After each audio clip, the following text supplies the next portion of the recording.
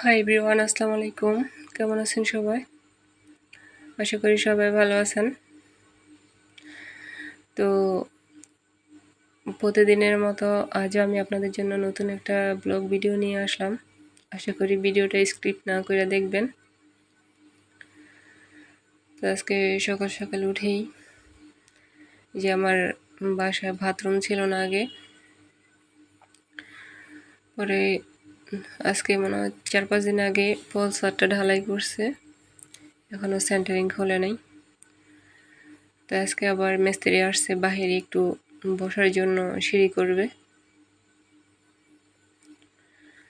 তো মিস্ত্রি আসছে, ওদের জন্য রুটি, আলু ভাজি, ডিম ভাজি আর চা করব। তো প্রথমে আমি আলু ভাজিটা একটু বসিয়ে দিলাম। সকালবেলা আমাদের খাওয়ার জন্য নাস্তায় একবার বানানো হয়েছে, এখন আবার মিস্ত্রি আসছে, তো ওদের জন্য আবার বসাইছি।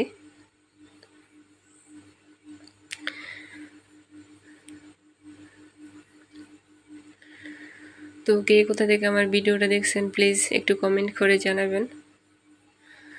আমি হয়তো কালকে বলছি, আমি বিগত প্রায় 2-2.5 মাসের মতো কোনো ভিডিও আপলোড দিতে পারিনি। তো গতকাল থেকে আবার নতুন করে ভিডিও আপলোড দিতেছি।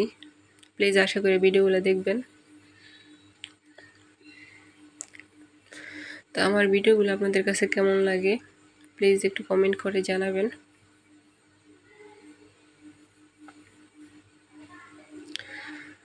আমার ভিডিওতে তেমন একটা ভিউ বা সাবস্ক্রাইব এগুলো কেন বাড়তেছে না জানি না, বরং আরও কমতেছে। আর আমি জানি বিগত অনেক দিন যাবৎ আমি ভিডিও আপলোড না দেওয়াতেই আমার এই সমস্যাগুলো ফেস করতে হইতেছে। তো ইনশাল্লাহ আশা করব সামনে ঠিকমতো ভিডিওগুলো আপলোড করার জন্য।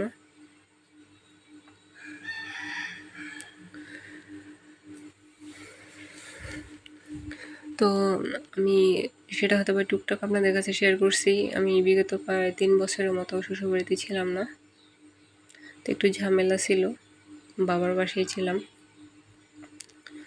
তো আমার হাজব্যান্ড বাহিরে ছিল, আসছে প্রায় 3 মাস হয়েছে। তো আমি এখানে আসে নাই, একটু ঝামেলা ছিল। তো আলহামদুলিল্লাহ সব কিছু মিটমাট হওয়ার পর কালকে শুক্রবারে 22 দিন হবে আসছি। তো আমার আগে ঘরে ওয়াশরুম ছিল না, তখন ওটার কাজ ধরছি। আর আমার ঘরটা অনেক পুরানো, কারণ আমার হাজব্যান্ড যখন বাহিরে ছিল তখন আমার বাসুর আমার ঘরটা করছিল আগে। তেমন একটা ডিজাইন করে কোনো কিছুই করে নাই, সিম্পলভাবে করছে। তখন আমি যখন ছিলাম তখন রং করাইছিলাম, কিন্তু এখন আবার সব কিছু নষ্ট হয়ে গেছে। তো আমার 2টা মেয়ে, এখন মেয়েগুলো বড় হয়েছে, দেখা যায় বাহিরে ওয়াশরুমে যাওয়ার সমস্যা।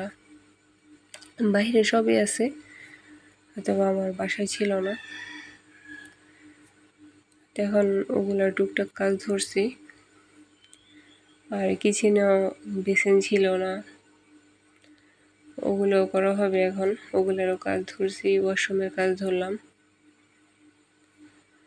তো আজকে আবার বাহিরে একটু বসার জন্য সিঁড়ি দিতেছে, ওই কারণে আর কি মিস্ত্রি আসছে।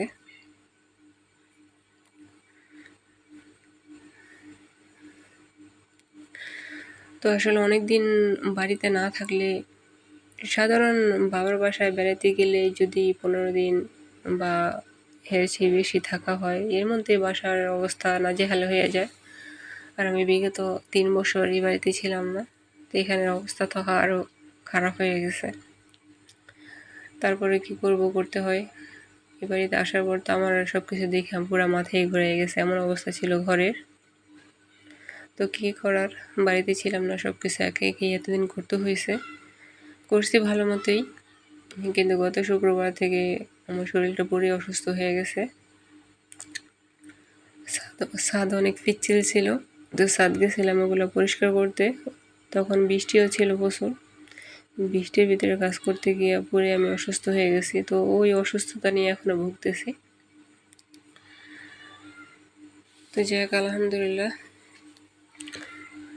কি করব, কাজও করতে হবে, নিজের দিকেও খেয়াল রাখতে হবে, করার কিছুই নেই।